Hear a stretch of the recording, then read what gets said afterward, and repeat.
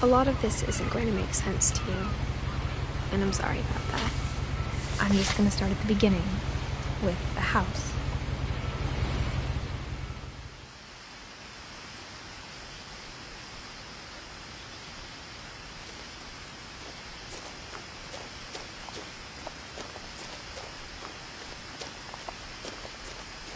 I lived here until I was 11, but I wasn't allowed inside half the rooms.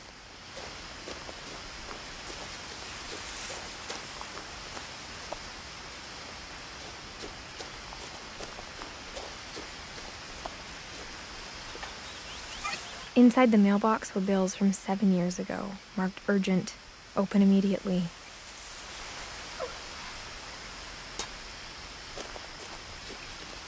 I hadn't been back since my brother Lewis's funeral.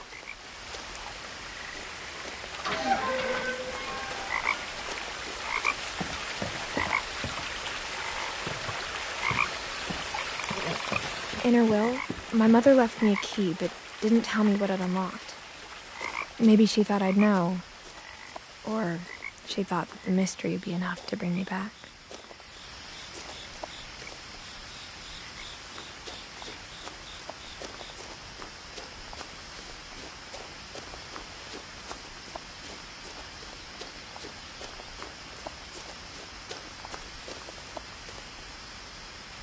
No one had driven this way in a long time, but I saw a few hoof prints.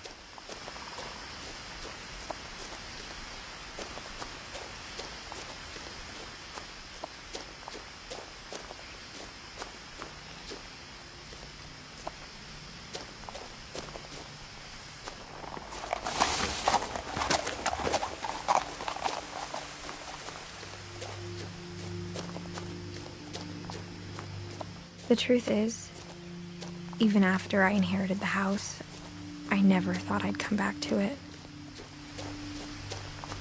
But now I had questions about my family that only the house knew the answers to.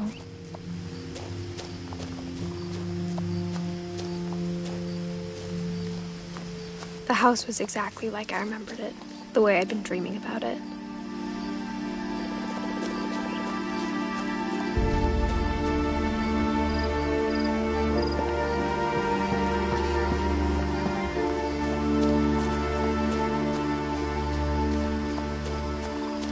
As a child, the house made me uncomfortable in a way I couldn't put into words.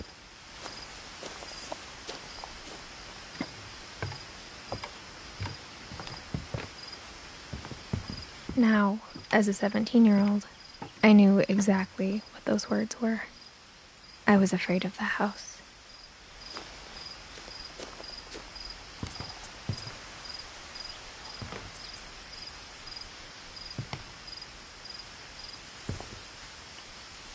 I hoped the key might unlock the front door. It didn't.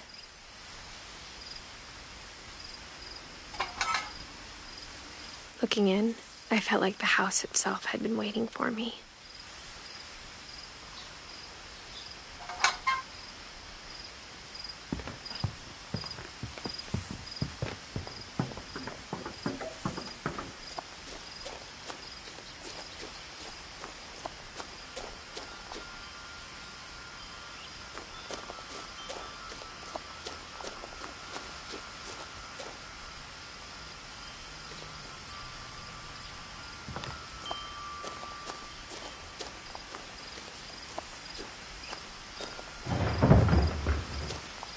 I heard something moving around in the garage.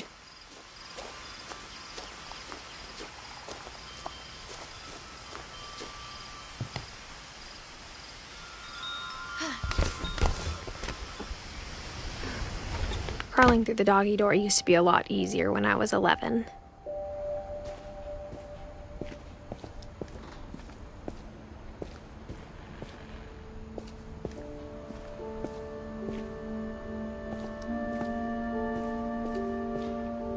The power had been turned off the night we left.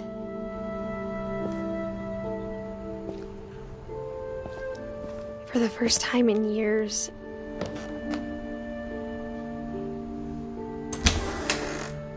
I felt like I was home.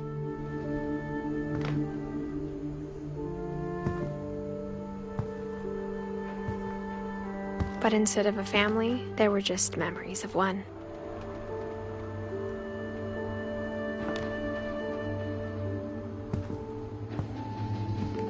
Like how only one restaurant would deliver to our house, so we had Chinese a lot. Or how after Louis started working at the cannery, we all got sick of eating salmon. Except our cat, Molly.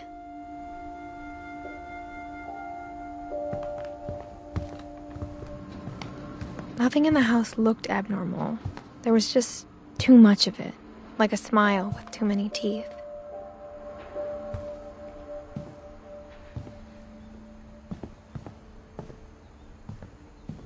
My mom wasn't much of an optimist, but she never stopped believing that my brother Milton was alive. A lot of things got left behind in the whirlwind of that last night.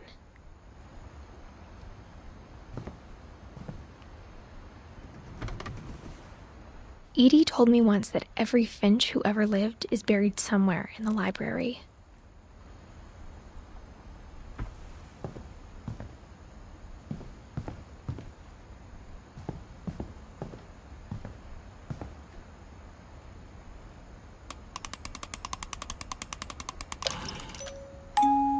Great-Grandpa Sven built a music box for Barbara, along with the rest of the house.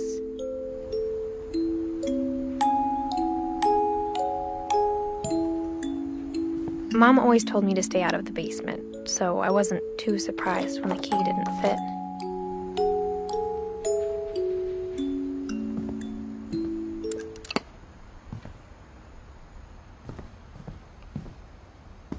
Even the fireplace had a story.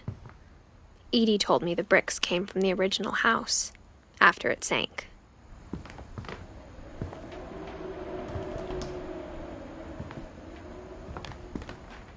The table was still a wreck from the night we left. It was like a bomb had gone off, killing everyone but sparing the furniture. My mom was the only one of us who could imagine Great-Grandma Edie living in a nursing home.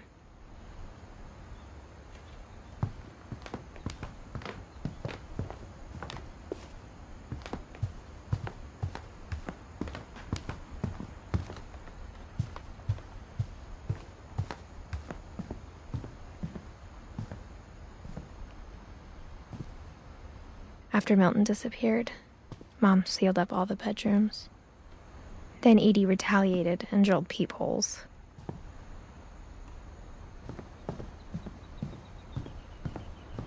Whenever people ask me about my family, the first thing they always want to know about is Barbara.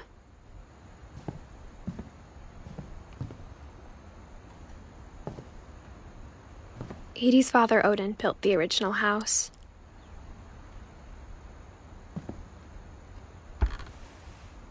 Barbara was a child star for 2 years, until America grew out of it.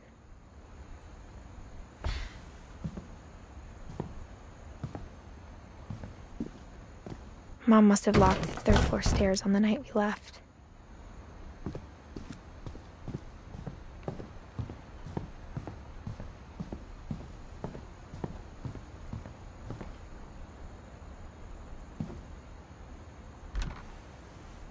The last time I was in Edith Sr.'s room, I was 10 and she was painting my portrait.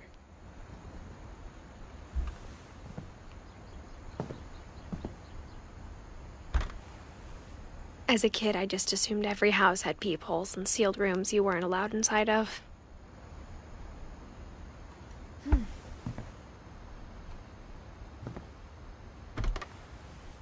My Grandpa Sam spent 7 years sharing a room with his dead brother, Calvin.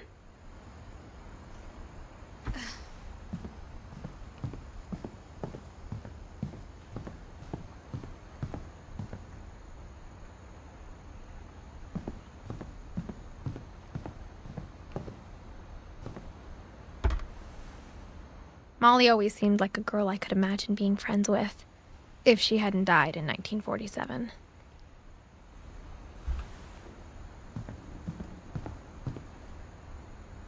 I spent a lot of time playing in Great Uncle Walter's room. I think my mom sometimes regretted not sealing it up.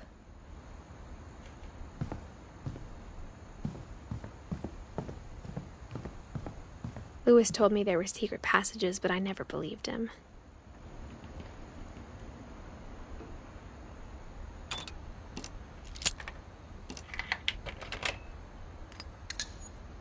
Turns out, my mom was really good at keeping secrets.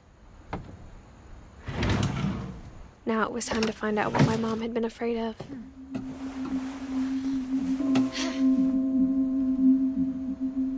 From the paintings on the wall, it was clear my brother Milton had been here before me. Reading this, maybe it sounds like I had a plan. But I had no idea what was behind that door.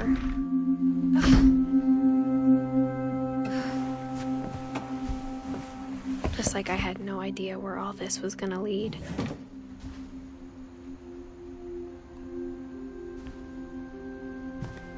I grew up looking at Molly's room through the peephole. Molly's gerbil had a tiny bedroom with its own even tinier gerbil cage.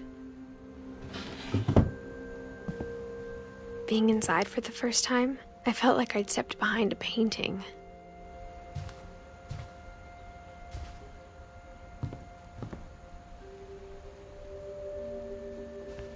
I got the sense Edie had spent a lot of time here, before my mom sealed the doors.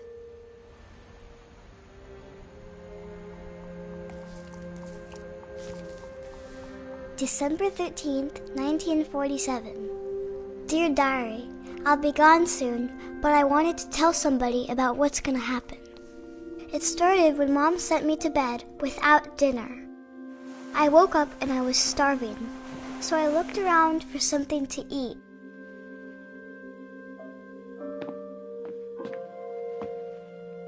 The gerbil food was dry, but I didn't mind it.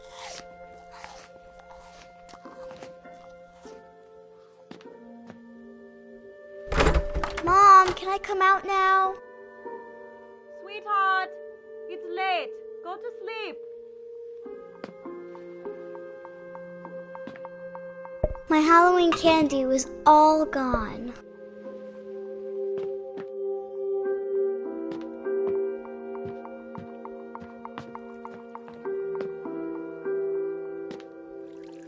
I thought about eating Christopher, but I held back.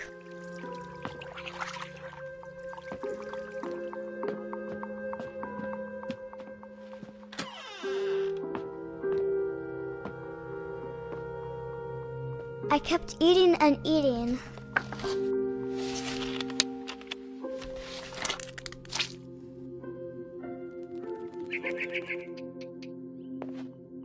I ate a lot of things that night.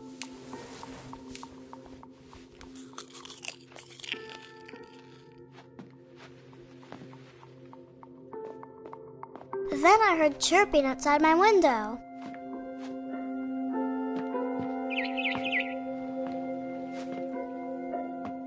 It was a barn swallow going back to her nest. I reached out for her.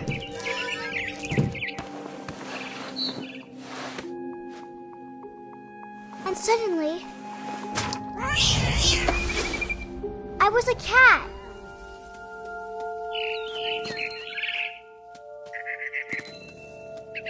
I tried to be quiet, but the bird was really scared.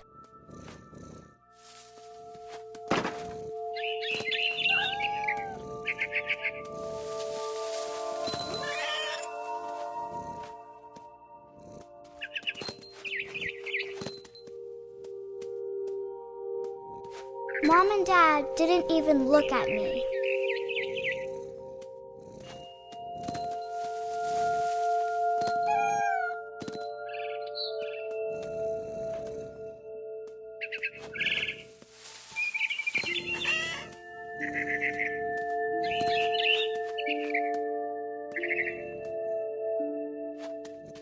I jumped and I almost got her.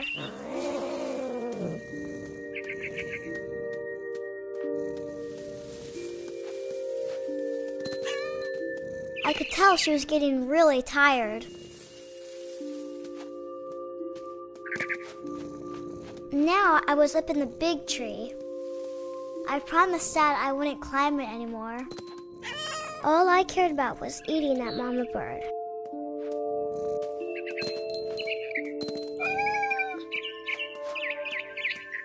I gobbled her up. And suddenly, I was an owl. First, all I heard was the wind. Then I heard little teeth nibbling in the grass.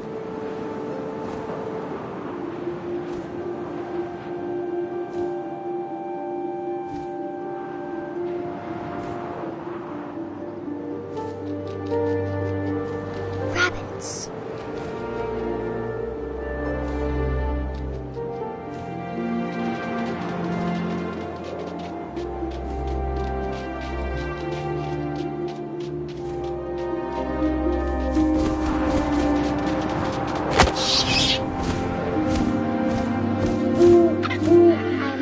His face looking up and seeing mine through my talons.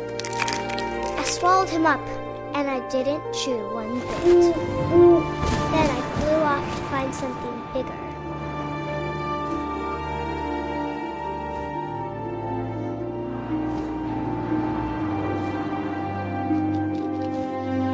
A mama rabbit.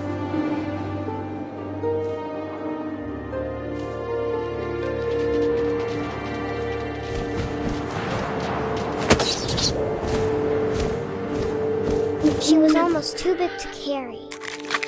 I started choking, but I couldn't stop eating. And suddenly, I was a shark.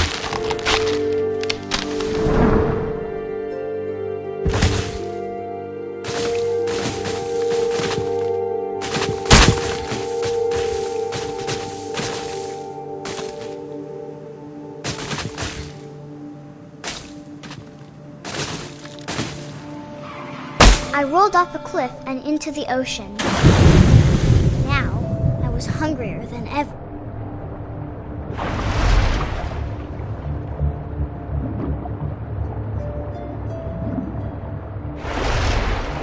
I wanted fat, juicy seals.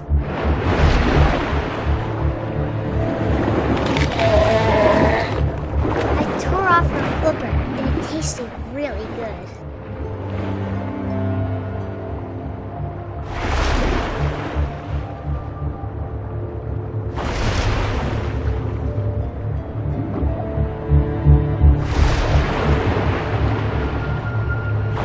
Grabbed on tight. And when I was so hungry, I jumped out of the water. When I opened my eyes, everything had changed.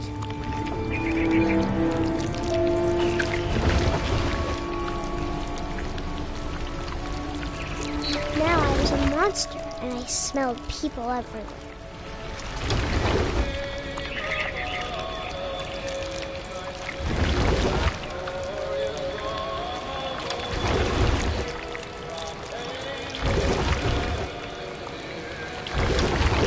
I was big, but I moved real quiet.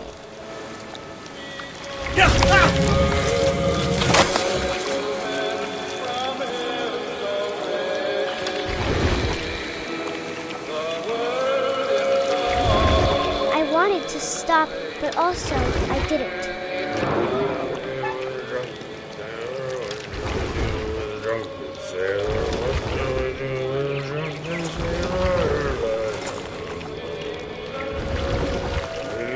Belly with a rusty razor, belly with a rusty razor, his belly with a rusty razor. What shall we do with a drunken sailor? What shall we do with a drunken sailor?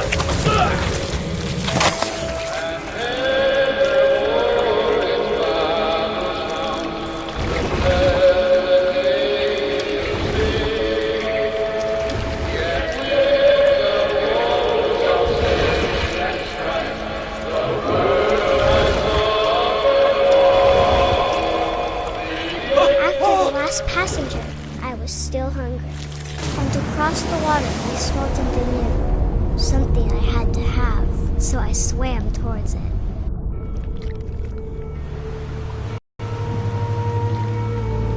I slithered onto the sand, and the good smell went into an old pipe.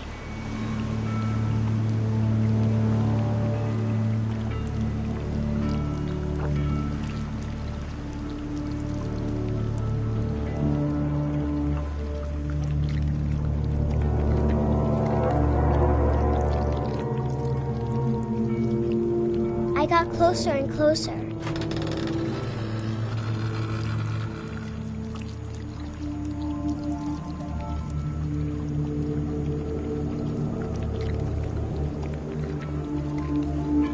All of my stomach started growling.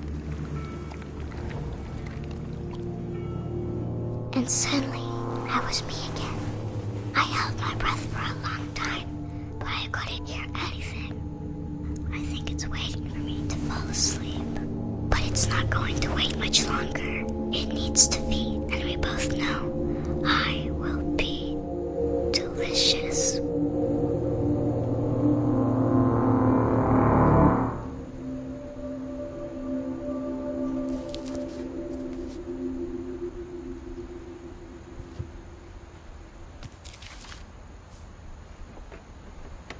I'm not sure if I believed all of that, but I'm sure Edie would have.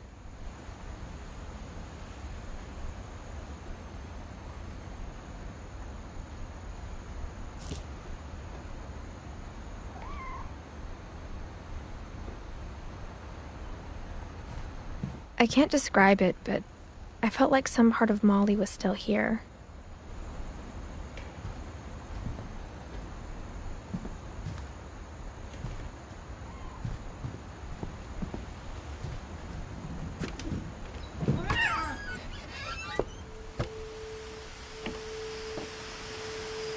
This will be obvious later, but my mom never told me any of these stories.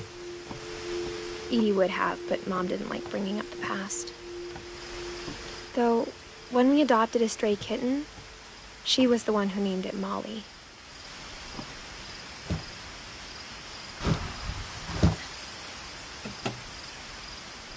I spent a lot of time in Great-Grandma Edie's room.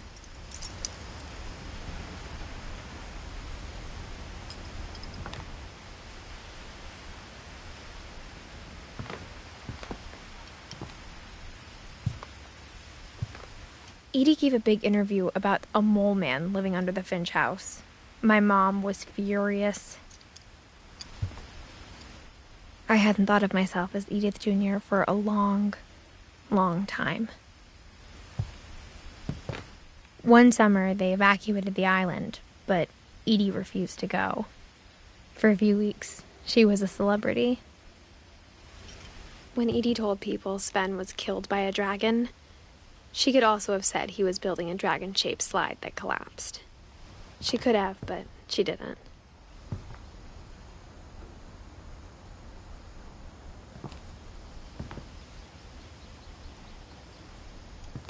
Even in her 90s, sometimes Edie seemed a lot younger than my mother.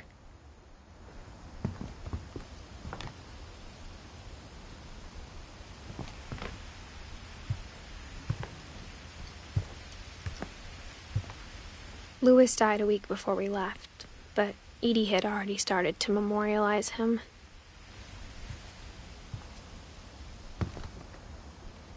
Her room was like a museum.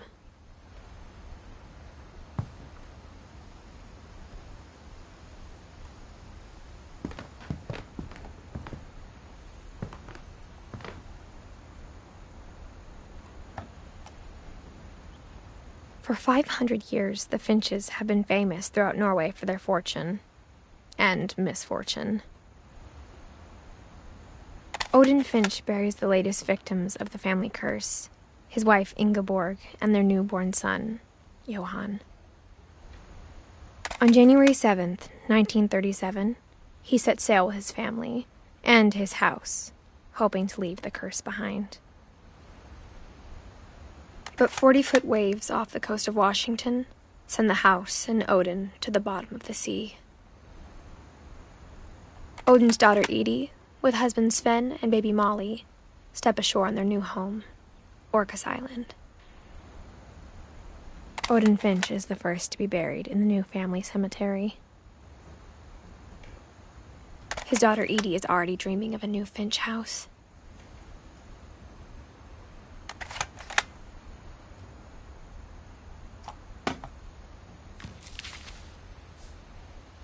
Whatever's wrong with this family, it goes back a long ways.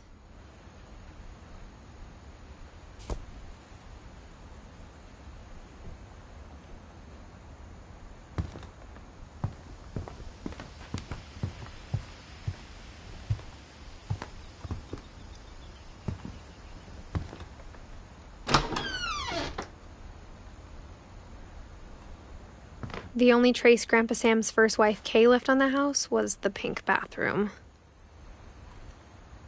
It was a pretty big trace.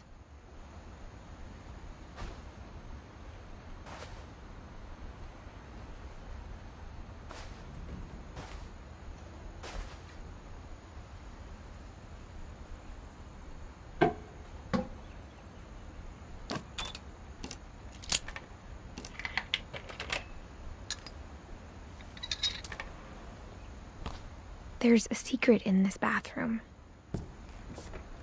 It's in the last place you would look. It isn't in the cupboard. It's hidden in this book.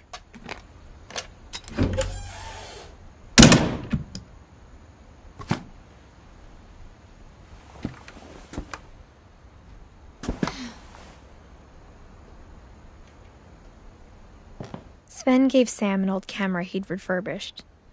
He never put it down.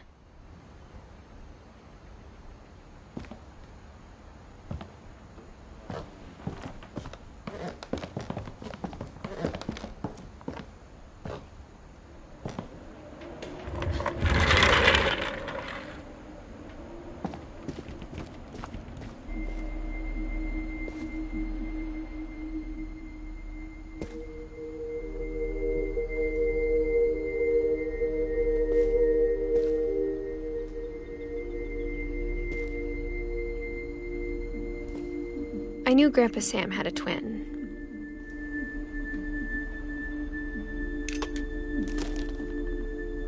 And that he never talked about him.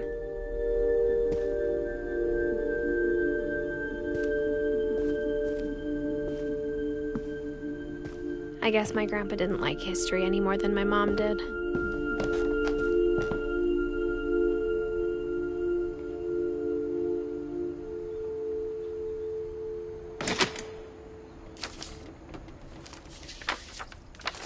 How I Want to Remember My Brother by Sam Finch.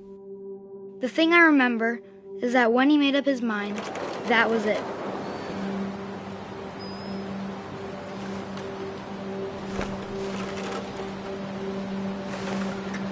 My brother said he'd die before he ate another mushroom, and he did. At Barbara's funeral, we swore he'd never be afraid again, and he wasn't. I think Calvin always wanted to fly. Sam! Calvin! Dinner's ready! Coming! But that day, he finally made up his mind to do it. I told him going around was impossible. Maybe if I hadn't said that, Calvin! I'm not gonna tell you again! maybe if the wind hadn't picked up, then maybe he'd still be here. But I doubt it. I think he'd already made up his mind. That's what I want to remember about my brother.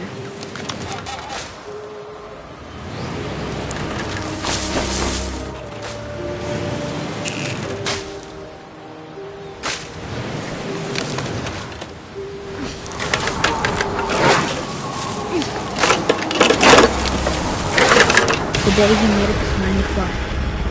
And he did.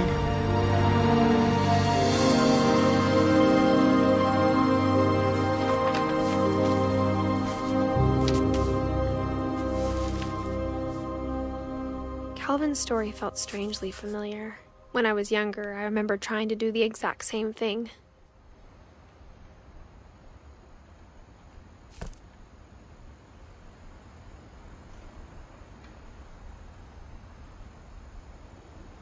After the funeral, Edie roped off Calvin's half of the room.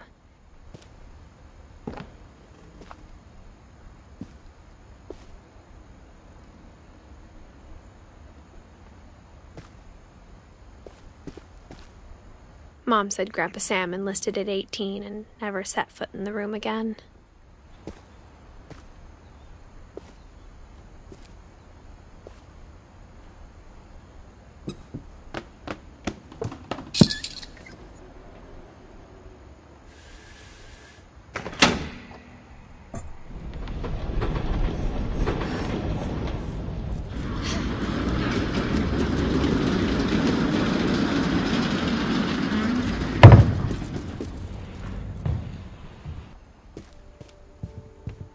passages were a pretty tight fit. They'd obviously been built for smaller hands and bellies.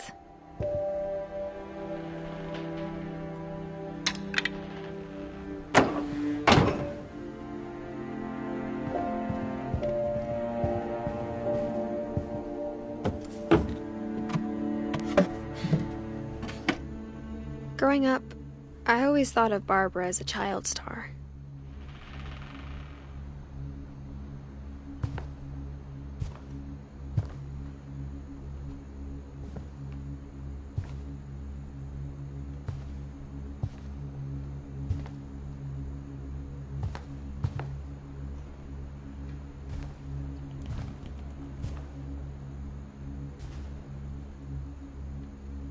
I never thought about how hard it must have been for her afterwards.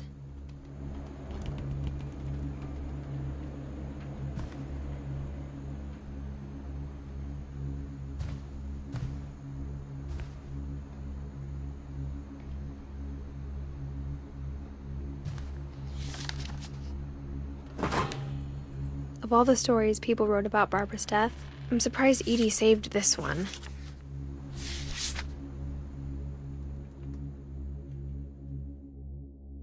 Old Jack here with another ghastly tale inspired by America's most unfortunate family. I'm calling it The Surprise Ending of Barbara Finch. As a child star, Barbara was famous for her scream. Now at 16, she was all washed up. A has-been. But in a lucky break, she'd been asked to perform her signature scream at a local convention for monster movie fans. It was just the boost her career needed. Unfortunately, her scream hadn't aged well. Getting better. I think you just need the right motivation. Her biggest fan and current boyfriend, Rick, was about to demonstrate when... Now that was a great scream. It was Barbara's father, Sven. He'd slipped into a table saw and had to be rushed to the emergency room. So Barbara got stuck babysitting her youngest brother, Walter. Her convention comeback was cancelled. Okay, I'm hearing frustration, but I'm not hearing terror. What if I tried... A gang of hoodlums in Halloween masks have been terrorizing Orcas Island tonight. Police are urging residents to... That came from the basement. You're right! Also, I loved your delivery on that. Why is your basement door locked? Because my dad likes making puzzles and secret passages. There's a key hidden in the music box. The secret is to keep winding and winding until finally the key pops out. Thanks, babe. I'll be back in a sec. 20 minutes later, Rick hadn't returned. So Barbara went to look for him, right on cue. She reached for the music box. And as she wound the key, she listened for Rick, but the house was silent.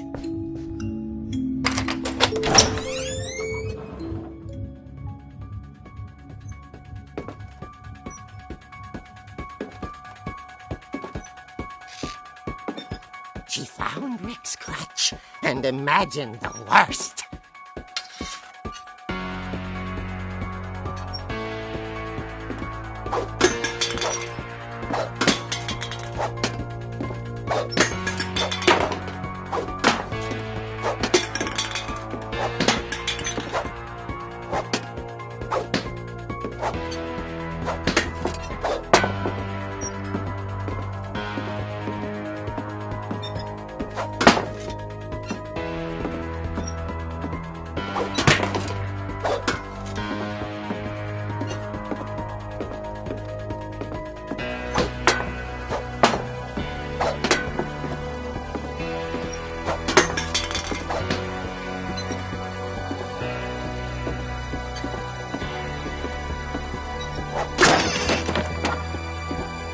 leader is the infamous Hookman killer, Dr. Carl Hamill, who impaled and then ate his family 10 years ago tonight.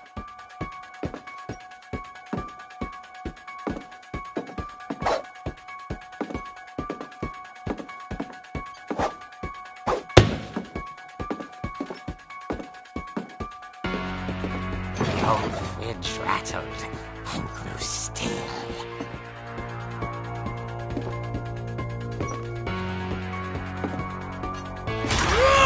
Oh dear!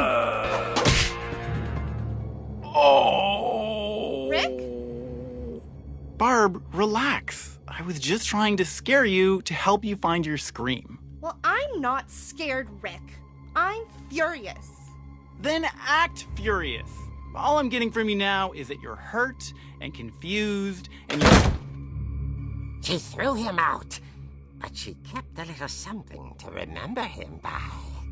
Barb, have you seen my other crutch? And she was still holding it when she fell asleep watching the late picture show. Hours later... Barbara! Walter, what's going on up there? Ah! Okay, I'm coming up, but if this is a trick, you're dead, Walter.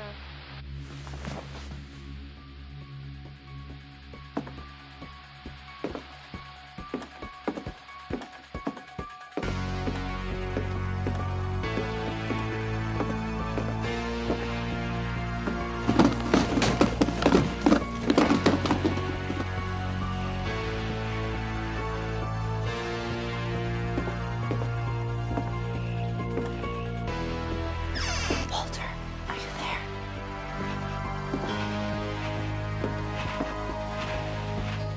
Walter had vanished, but his bedside radio was still on. Orcas Island police describe the man as 6 feet tall, with a steel hook for a hand. Residents are urged to lock all doors and windows and notify the police of any suspicious activity. Barbara turned, saw the hookman, and was speechless. He was quite smashing. And the trouble was, he couldn't get enough of Barbara. Okay, Barbara, there's gotta be another way out of here.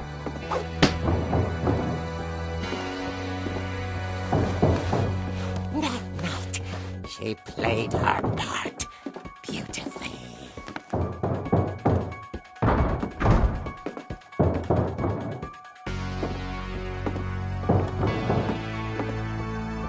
Molly's door hadn't been opened in years. The hinges groaned.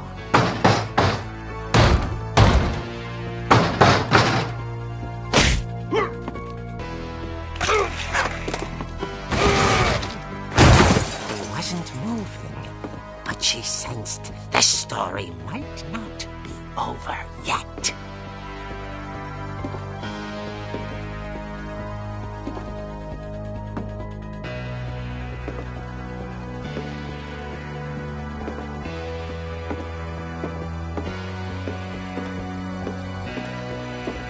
The hookman had vanished. She listened for his breathing, but all she heard was...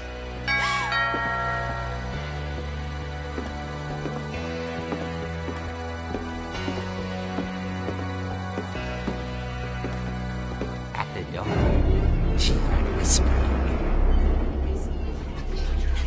It was coming from inside the house.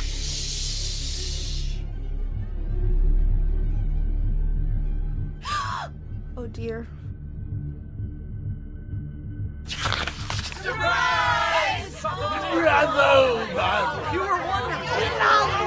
The monsters had come to surprise her.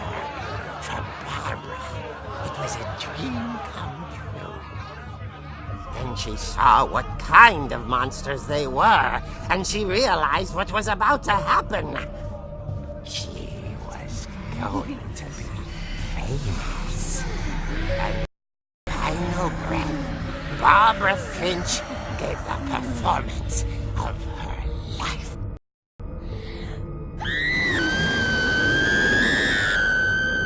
I wasn't there myself, but magnificent. Poor girl. She had a taste for stardom. But unfortunately, so did her fans. Of course, the police blamed it all on poor Rick, who disappeared the same night. And little Walter? Hiding under his bed the whole time. He took it all pretty hard, but that's another story. As for Barbara, tucked inside the music box is all they ever found of her. Her ear. Now that's what I call a real eerie tale.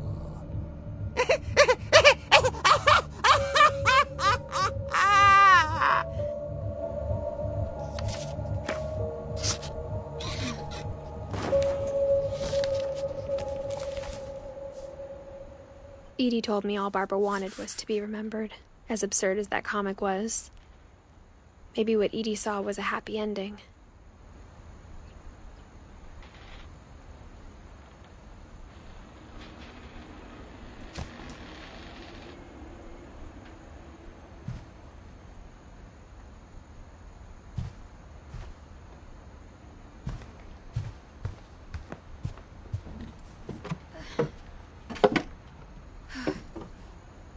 I guess now I know why Mom didn't like me playing with the music box.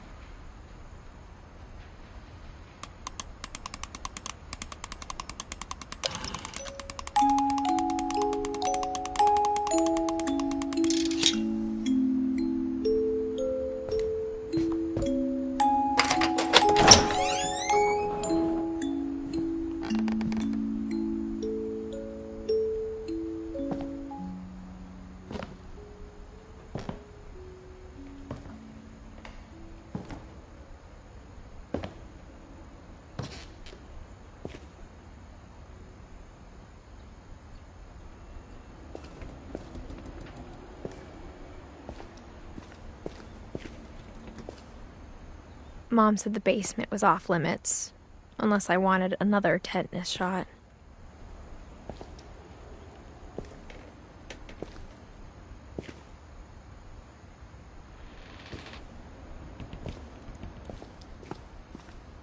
I saw Edie sneak down to the basement once, carrying packages.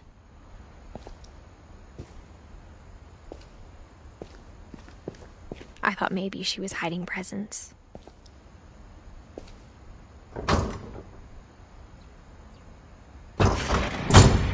It turned out she was hiding a lot more than that.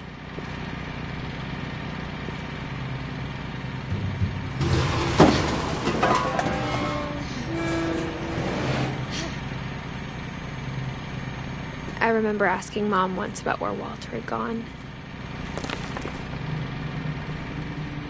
She said after Barbara died, he got as far away as he could.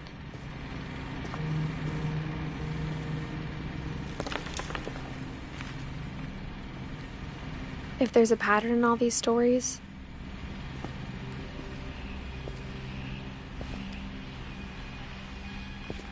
I think it's that none of us has gotten very far.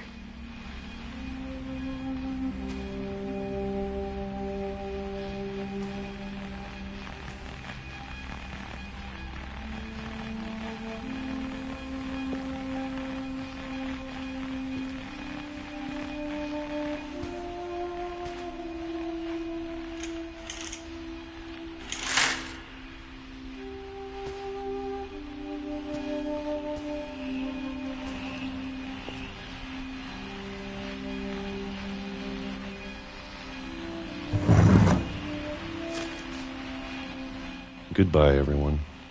I can't believe I've been down here for 30 years. On that first day, after the shaking started, I didn't think I'd survive a week.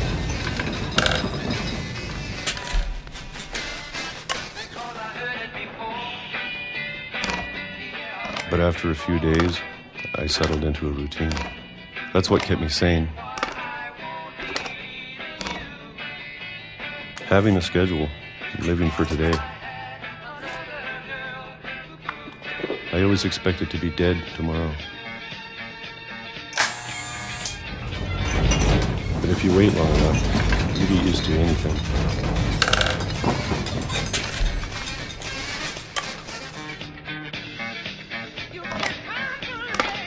Even a monster on the other side of the door starts to feel normal. Almost friendly.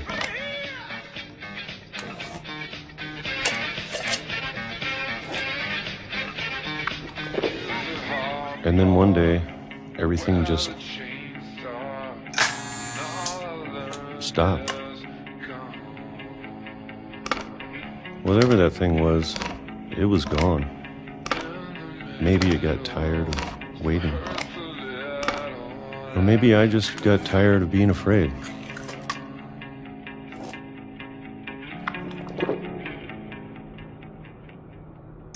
It's been a week now, the longest in 30 years.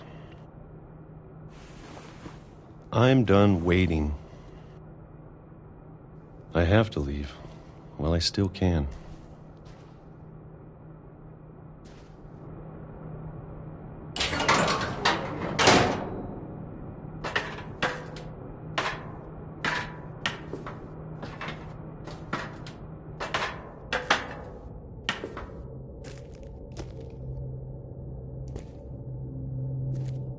I know it's out there somewhere. Whatever killed Barbara and Molly and Calvin.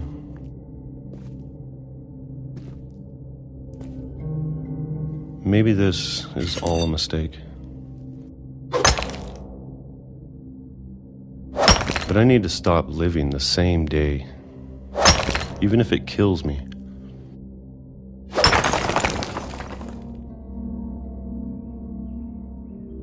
Whatever's out there, I want you to know I'm ready for it. I'm going to appreciate all of it, especially the food.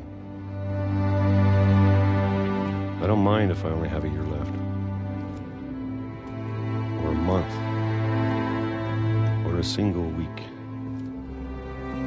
I'd be happy with one new day. I can already imagine the sun on my face.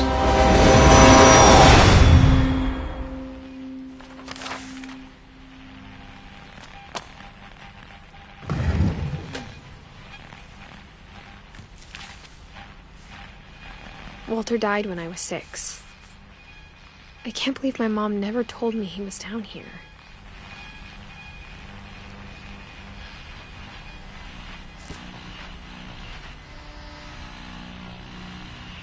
I'm sure my mom was trying to protect me.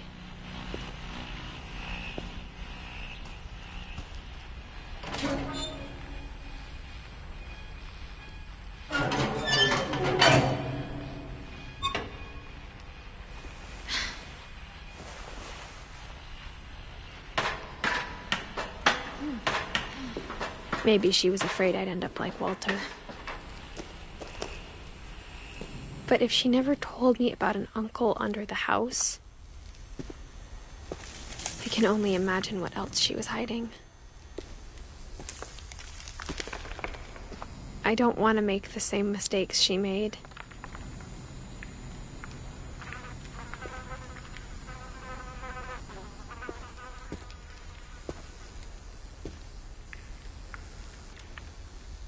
Trying to bury something that's still alive.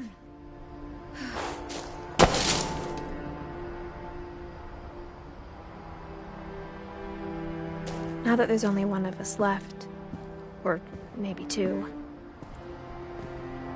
I thought it was time I heard the stories for myself and found out what happened to everyone else. But now I'm worried the stories themselves might be the problem. Maybe we believed so much in a family curse, we made it real.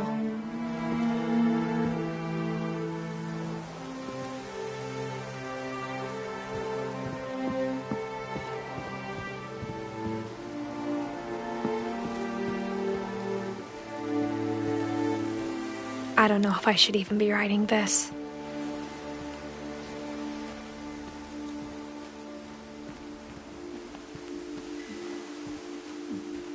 Maybe it'd be better if all this just died with me.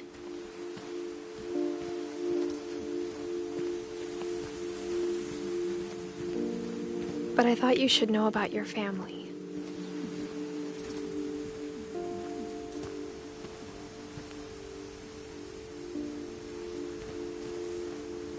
And the history you're a part of.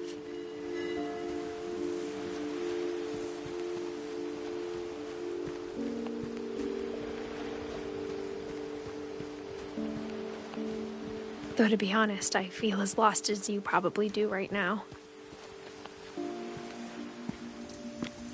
I think the people in these stories believed them, for what that's worth.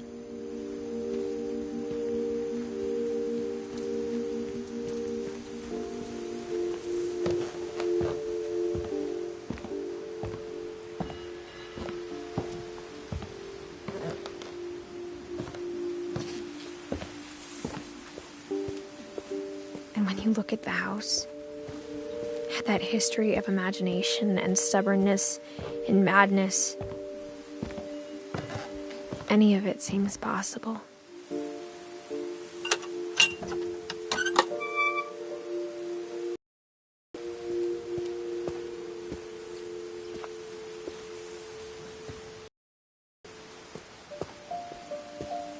I think we've been surrounded by death for so long, we've just gotten used to it. What kind of family finishes building a cemetery before starting the house?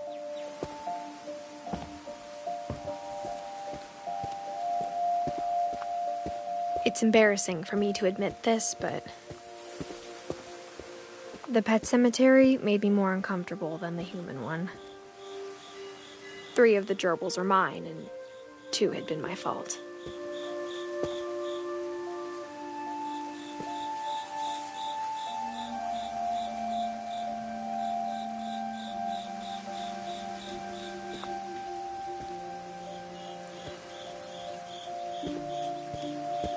Sven built the house, but it was Edie who designed the cemetery.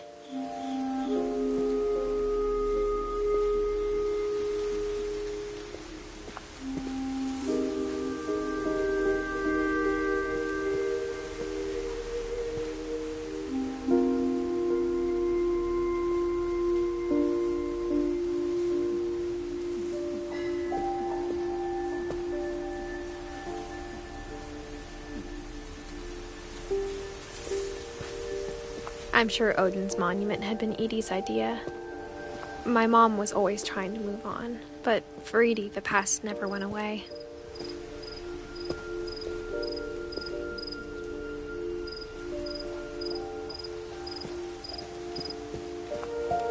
She could see it poking out of the water at low tide.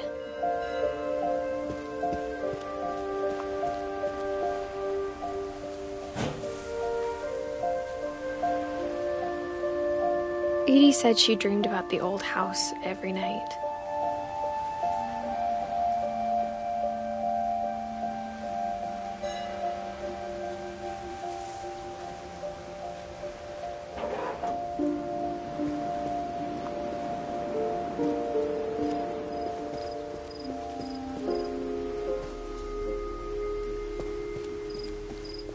Edie's side was always easier for me to understand.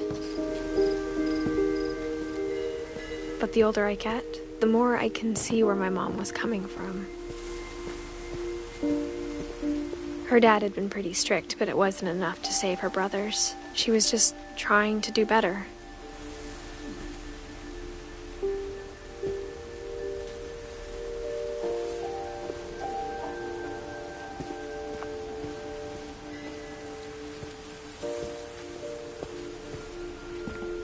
She lost 2 of her brothers, just like I did.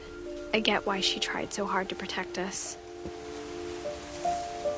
We never found Milton's body, so my mom insisted we were putting up a monument, not a tombstone.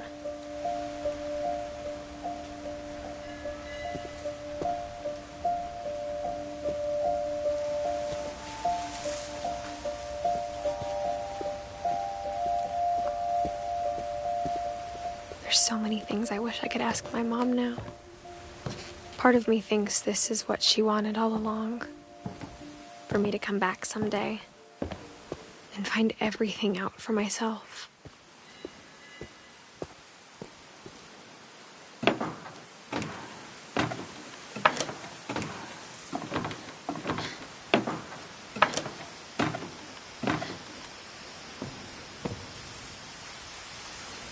But looking back on it now, if she told me there was going to be so much climbing, I never would have come when I was 22 weeks pregnant.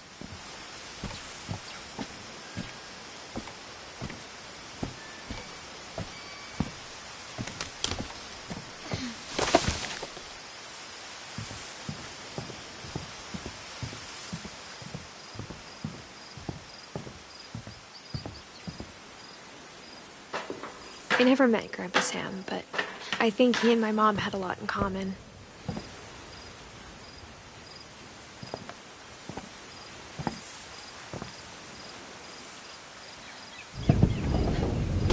They were both pretty intense.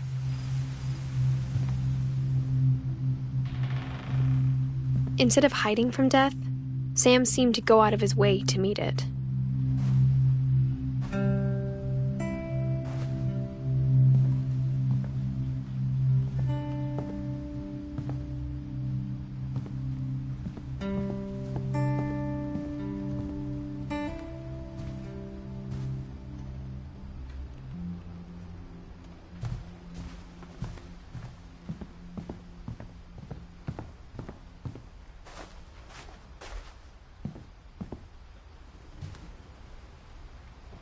Sam spent his life shooting photos, but Mom said he got nervous being in front of the camera. I guess we're all afraid of something.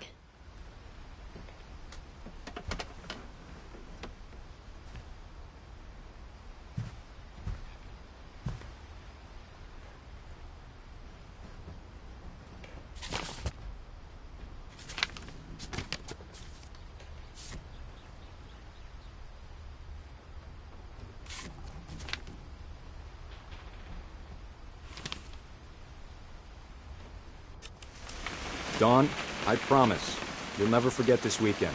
Yes, sir. These memories are gonna last a lifetime. Am I gonna have to shoot anything?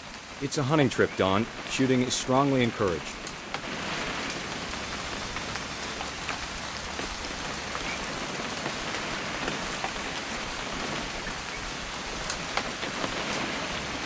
What? Perfect.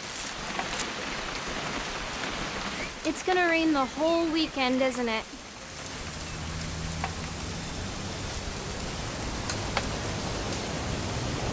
I will never forget this weekend, Dad. That's the spirit. Okay, got it. I'm gonna take some pictures, okay? Just be careful. That camera's older than you are.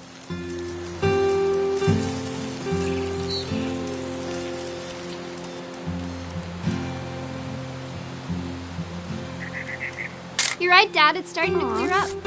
Still freezing, though. Definitely should not have drunk all that coffee. Hey!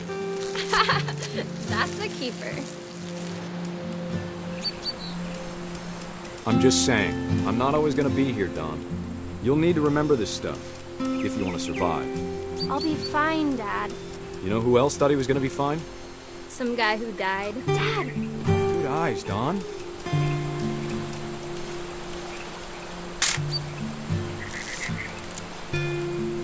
Before you take the shot, let me get a picture of you. Dad, I... Just breathe. Turn off your imagination. Focus on your target. Let me get behind you. Do I have to do this? Dawn, you don't have to do anything. But if you want to survive, you need to be strong.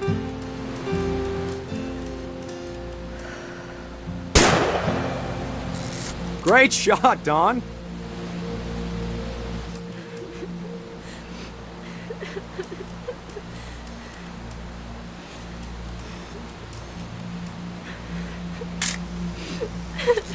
I'm proud of you, Dawn. Always remember that, okay?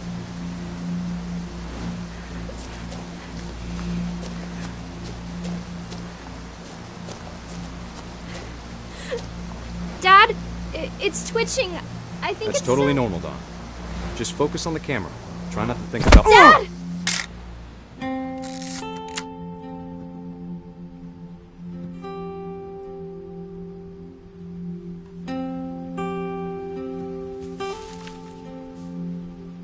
Of all these stories, that's the one I wish most that my mom had told me.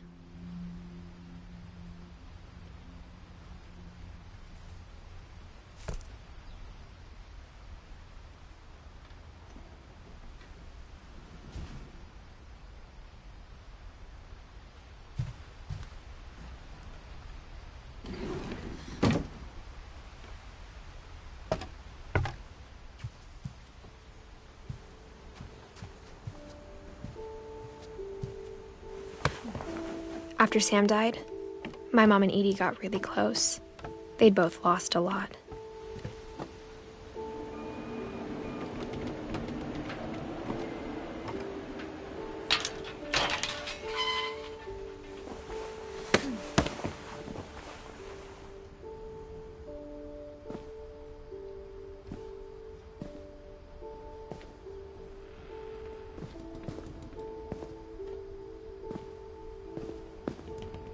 I can't imagine my mom ever writing poetry, and yet...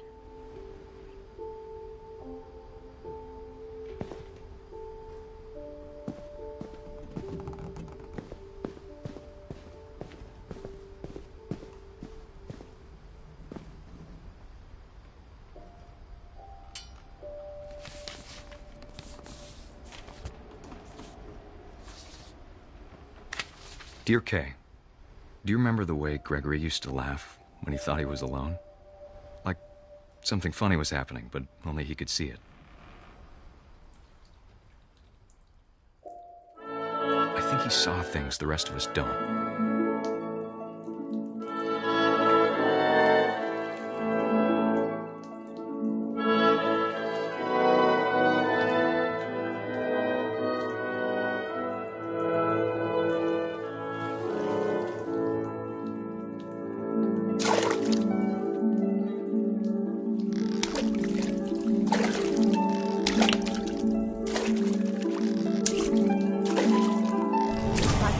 Gregory, it's time to... Hold on, sweetie. Hello? Sam, I told you I don't want to talk right now. I wonder what he saw. What his world was like.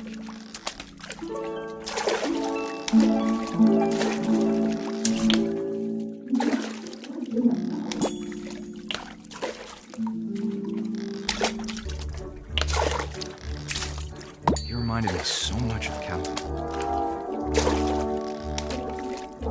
Lost in his imagination.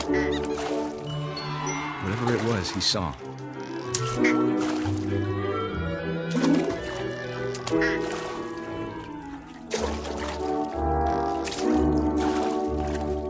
It sure made him happy.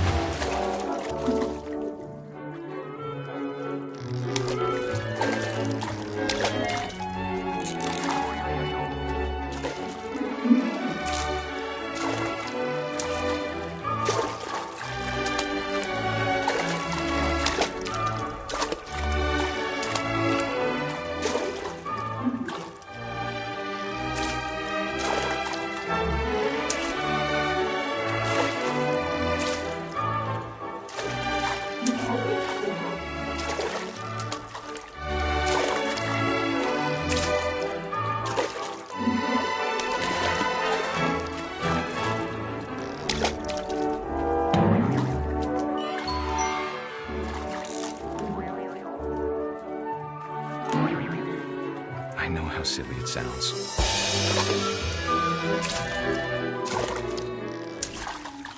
But I worried about a baby being too happy.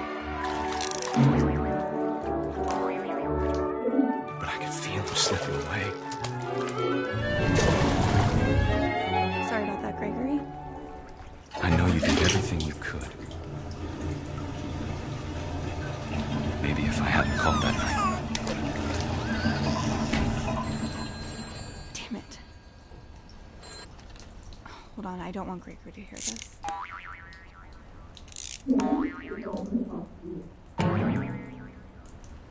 I wish he could have told us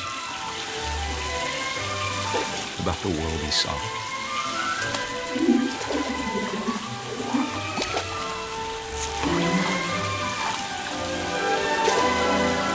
There's so much I don't understand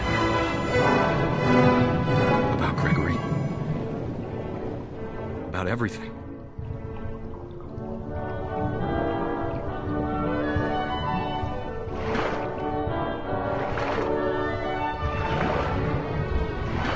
But I know what happened wasn't your fault.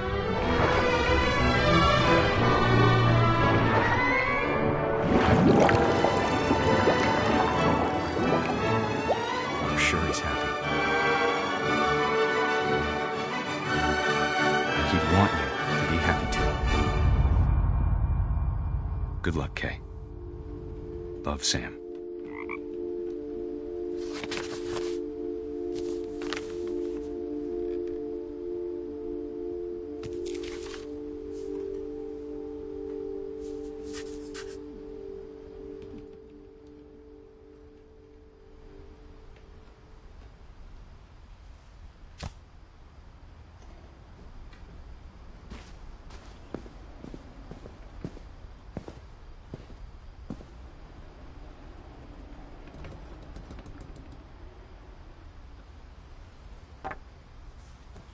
A poem for Gus, who always said the wedding was a bad idea.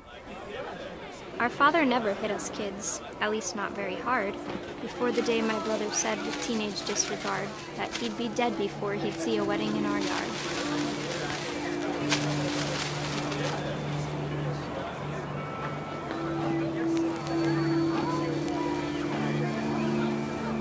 My father made him come, of course, but Gus stood far apart, just flew his kite and bottled up the storm inside his heart.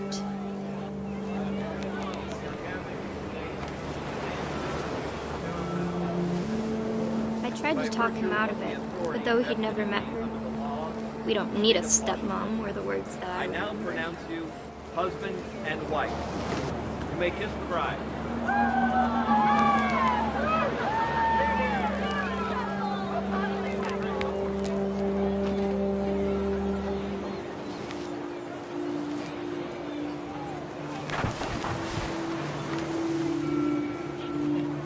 When the time for photos came, Dad ordered him to come here. But Gus declined, and as a sign held up his middle finger.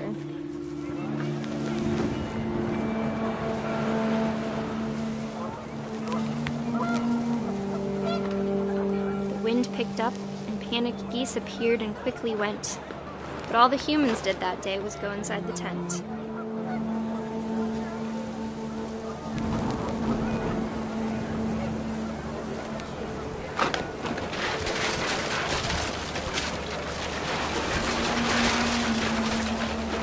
Rain came down in buckets then, but no one seemed afraid that nature might destroy the tent our dad had crudely made.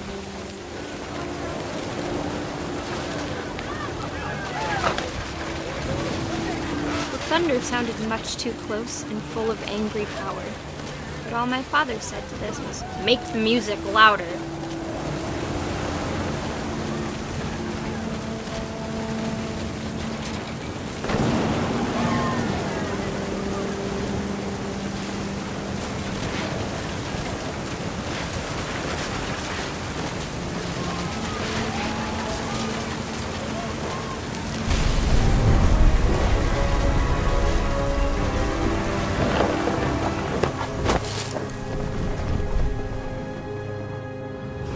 I wish that I could truly say I thought about you on that day. Out there on the beach alone, just you, the wind, the sea, and foam. But I didn't, until we found you.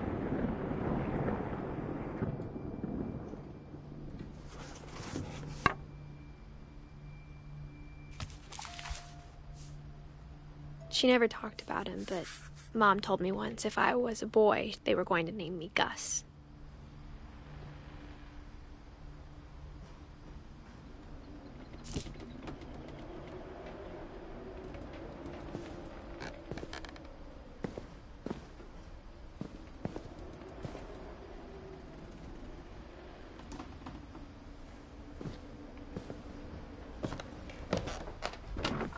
My mom moved up to the loft after her brothers died.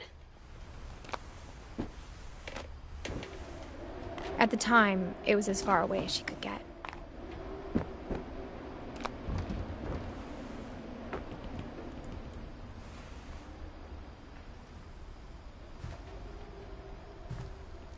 Religion was another thing my mom never talked about, but I think it helped her a lot after her dad died.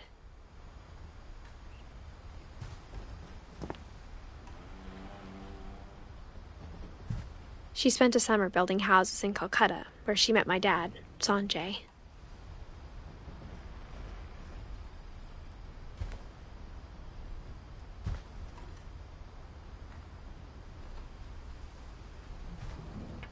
My mom moved to India a week after graduation and got a job teaching English.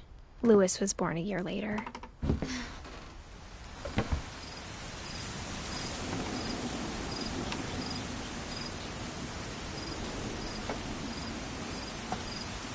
When my dad died, I don't think Mom knew where else to go. I'm sure Edie was happy to have her back.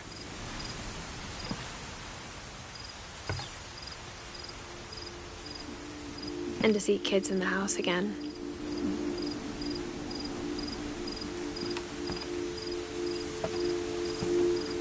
The house had to get a little bigger, but Edie was used to that.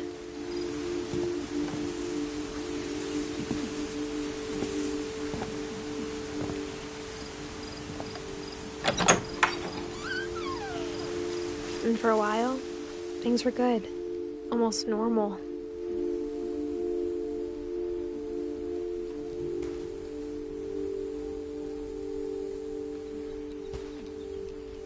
But it didn't last.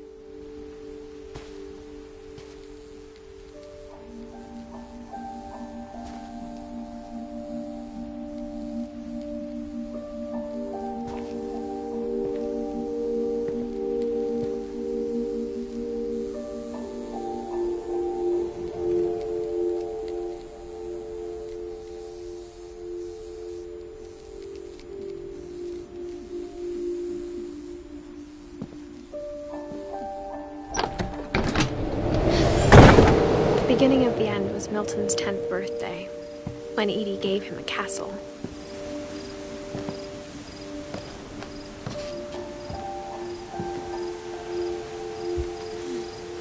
After Milton disappeared, the only thing he left behind was a room full of paintings.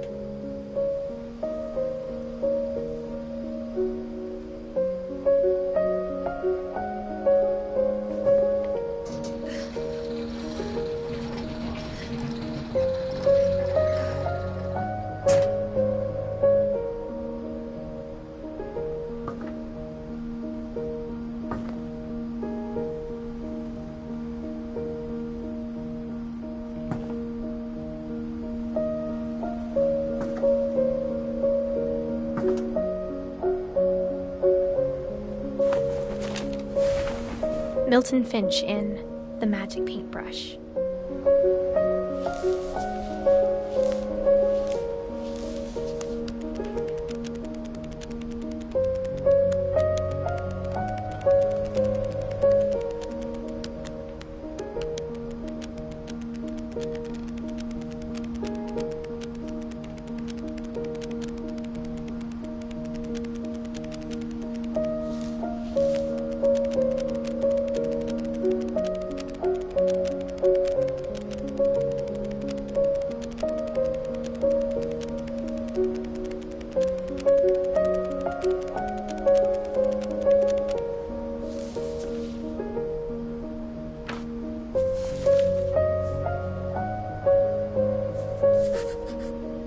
I was 4 when Milton disappeared.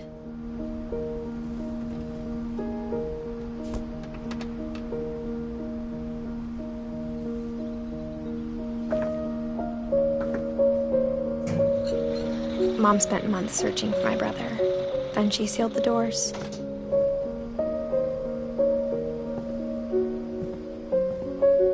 Whatever Milton had found in the house, Mom didn't want it getting out.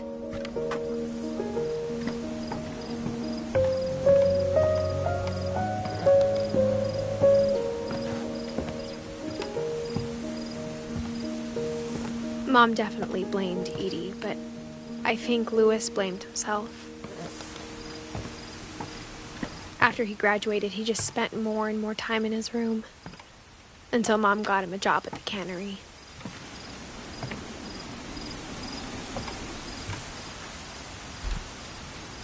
Everyone always told me to stay out of Louis's room, except Louis.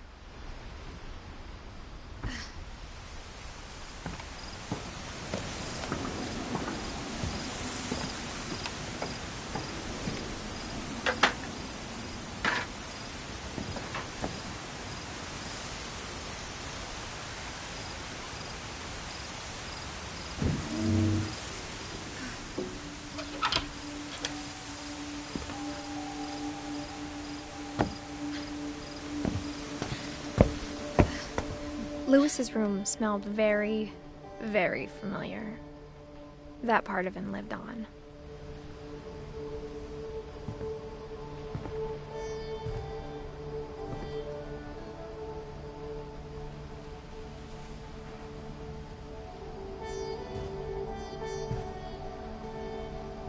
Louis and I spent a lot of time playing games together, but he was surprisingly bad at them. He died a lot.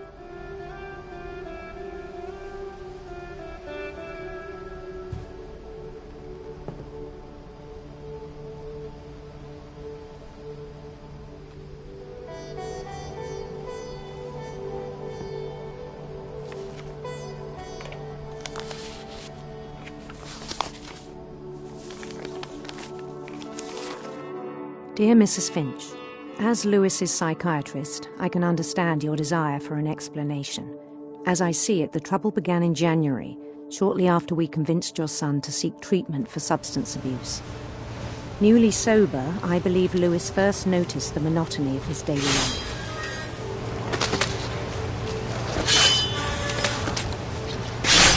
He kept working at the cannery, but he withdrew part of himself. In our sessions, I saw the same behavior. His mind began to wander. I asked him to describe it. He said he started small, imagining a labyrinth. He'd feel his way about. Then something moved. Bats. And toads.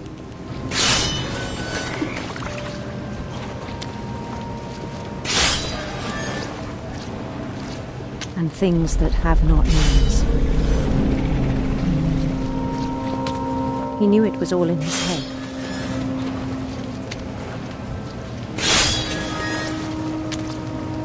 But he took it very seriously. I had hoped he'd find himself.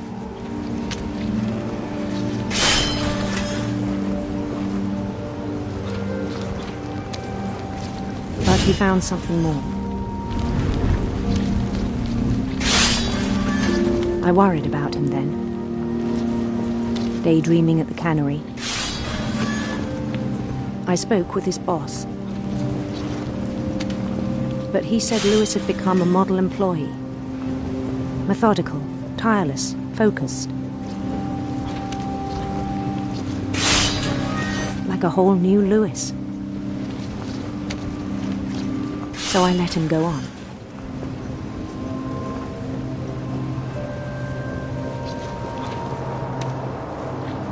I even encouraged him. It seemed very promising at first. He told me he'd made a new friend.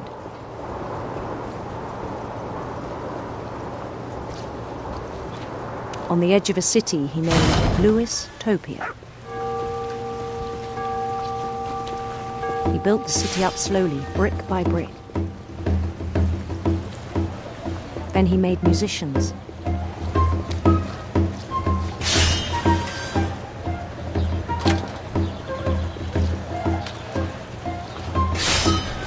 And songs for them to play. He talked about starting a band. And he was always humming something. Every day his imagination grew stronger. He no longer spoke at the cannery, but his chopping was as reliable as ever. Then one day it struck him that all the cheering crowds, even the stones under his feet, were all in his imagination, so he could do whatever he wished.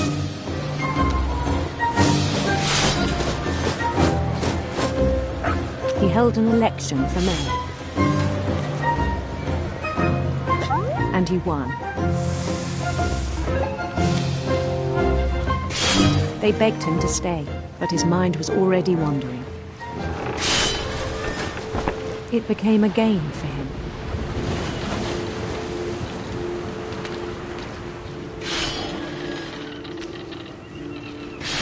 He'd conquer a city, then immediately push on.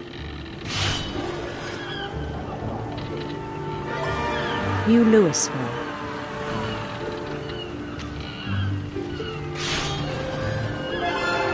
St. Louis. He started drifting away from our reality.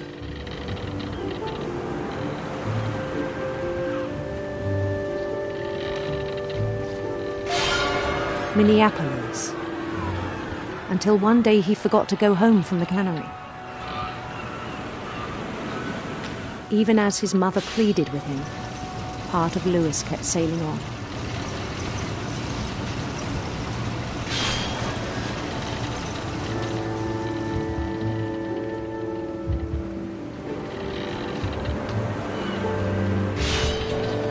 In Louisburg, he heard rumors of a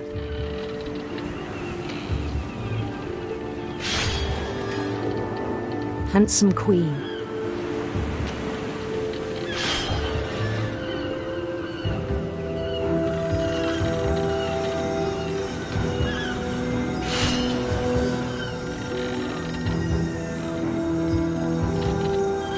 The queen was on her own quest for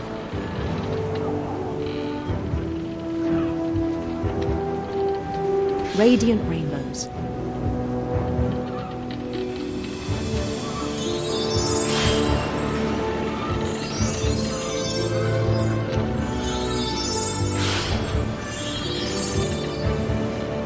He followed the sound of her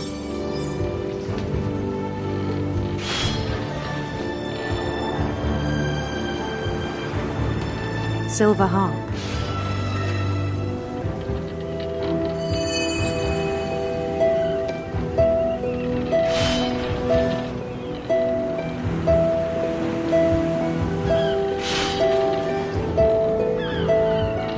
His chase led him to a golden palace east of the sun and west of the moon.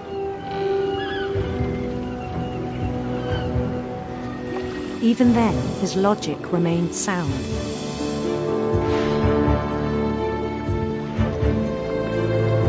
He knew the world was all in his imagination.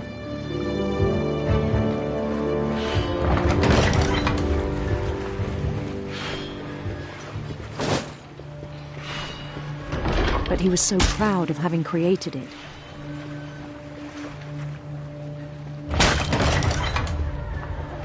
In his own eyes, he'd become something greater than a king.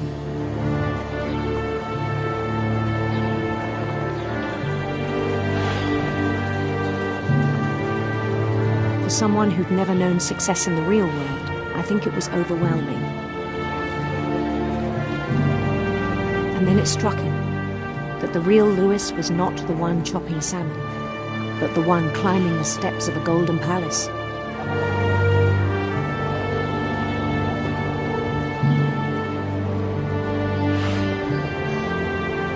My imagination is as real as my body, he told me. It was hard to argue with him.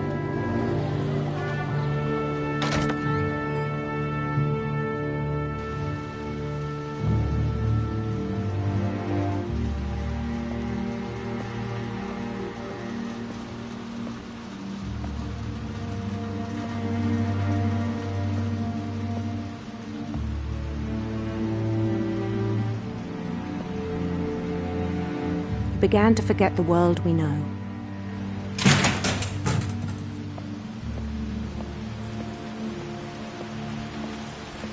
I think it pained him to remember Lewis, the cannery worker.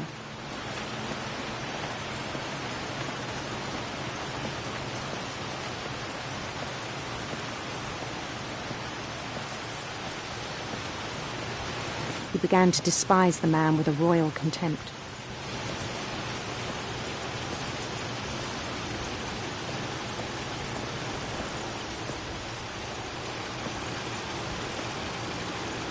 I still thought I could save him.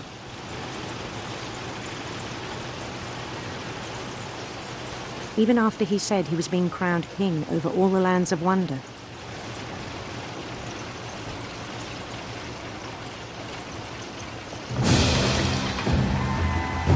The palace would be packed with his companions.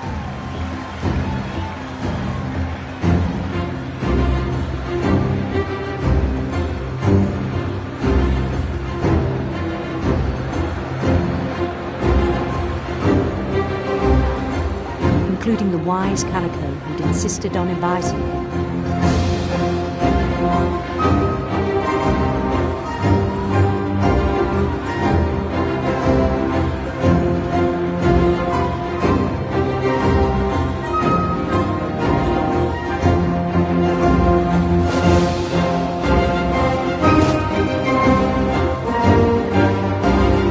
His queen waited, holding his crown.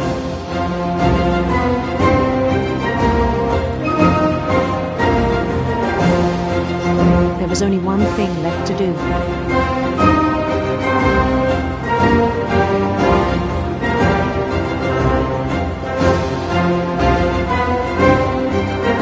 Bend down his head.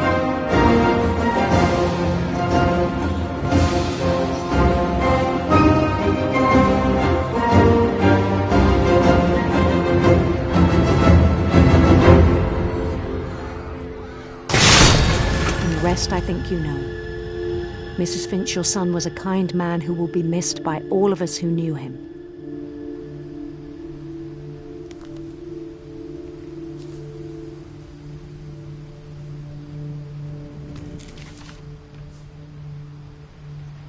My brother was really cool. I wish you could have met him.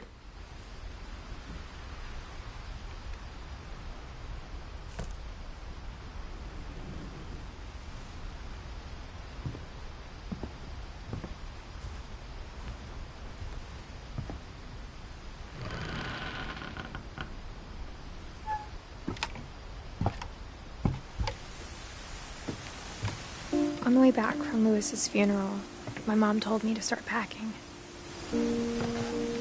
She waited until the day before we left to tell Edie.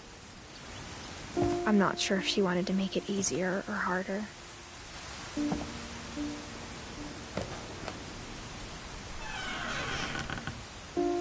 I wish we'd stayed.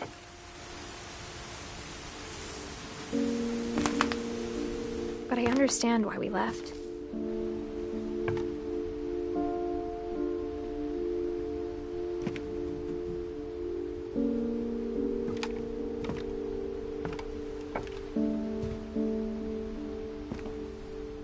My mom ended up leaving everything behind.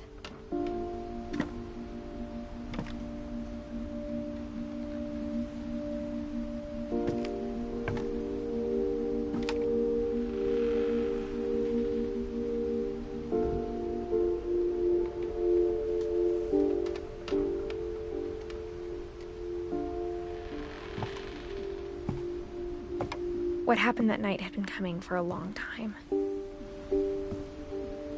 Maybe it should have come sooner.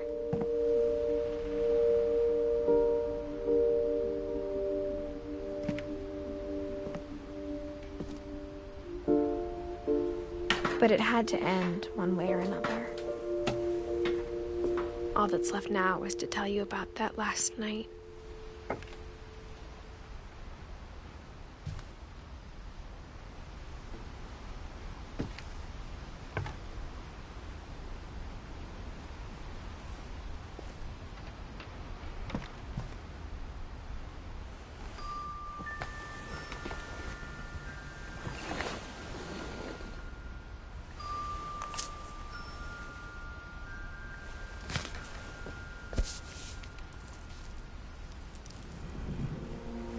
That whole last day, Edie just watched us pack and didn't say a word. Until supper, when she raised her glass and said, "To our final night together, and all our final nights apart." Grandma, you know what I said about alcohol. Some of your medications are very Edith, specific. I left a present for you in the hallway. Why don't you go open it? The grown-ups have to argue now. I'm sorry, you're right. We're all leaving tomorrow. Let's just enjoy our last... I'm not leaving. Edith, you're excused.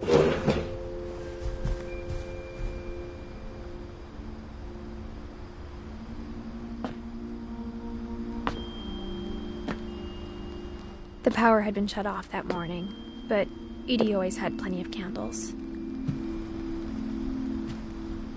When my mom sealed the library, I don't think she knew about the other entrance. Or that Edie had a key to it.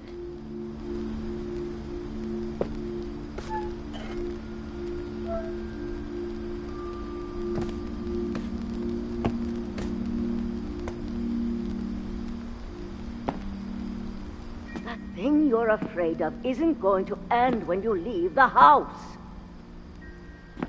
Edith has a right to know these stories. My children are dead because of your stories. I think it's best if Edith and I leave tonight.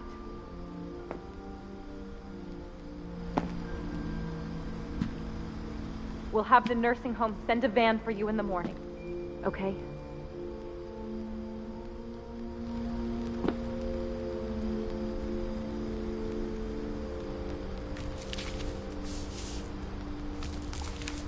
Dear Edith, there's so many stories I wish I could tell you, but there's only time for one. This is about what happened on the night you were born. That night, the tide went way, way out. It was the first and last time I ever saw the old house aground. There'd been an earthquake out in the middle of the ocean. They called it the lowest tide in 1,000 years. God, it smelled awful. You know, I've seen that house every day of my life.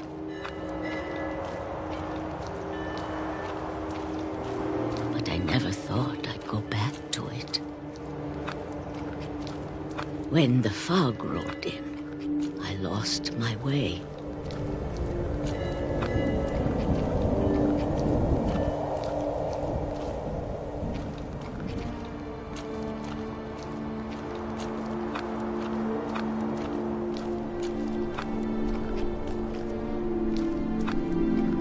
I got turned around.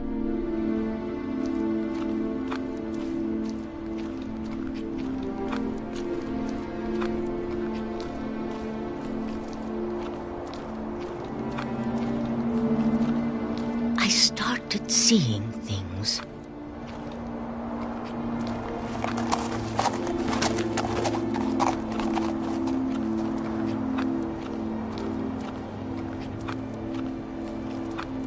Things I'd forgotten had ever existed.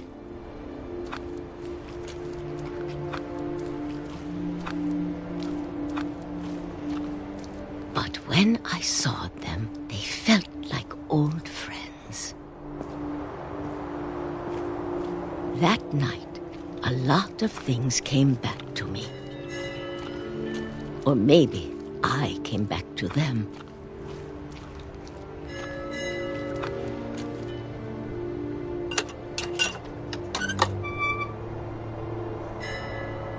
things I can't explain, but that I need you to try and... Edith, what are you doing in here?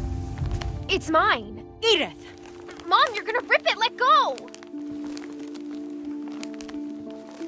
I kicked and screamed, but Mom dragged me to the car. I never saw Great-Grandma Edie again. The next morning, the van came to pick her up, but she was already gone. After that, we moved around a lot.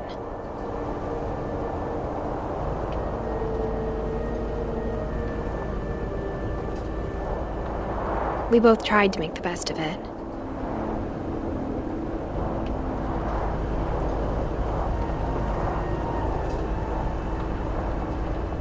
A few years went by.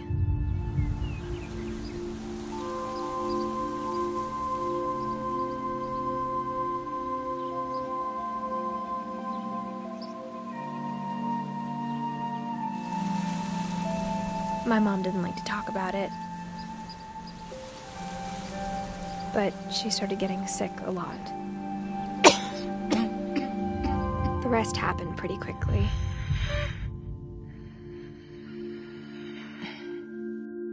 She got better for a while,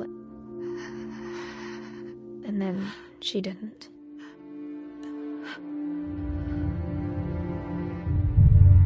And then I was alone.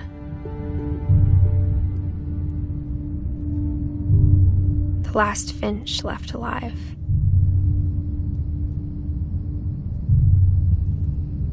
Until I found out about you. I'm still not sure what to tell you about all this. If we lived forever, maybe we'd have time to understand things. But as it is, I think the best we can do is try to open our eyes. And appreciate how strange and brief all of this is.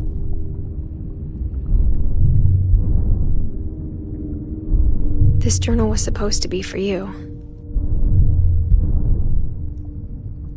But now I hope you'll never see it. I just want to meet you and tell you all these stories myself. But I guess if you're reading this now, things didn't work out that way.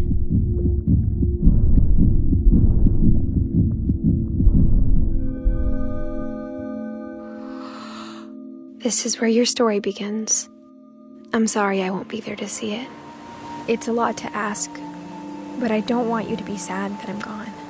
I want you to be amazed that any of us ever had a chance to be here at all. Good luck.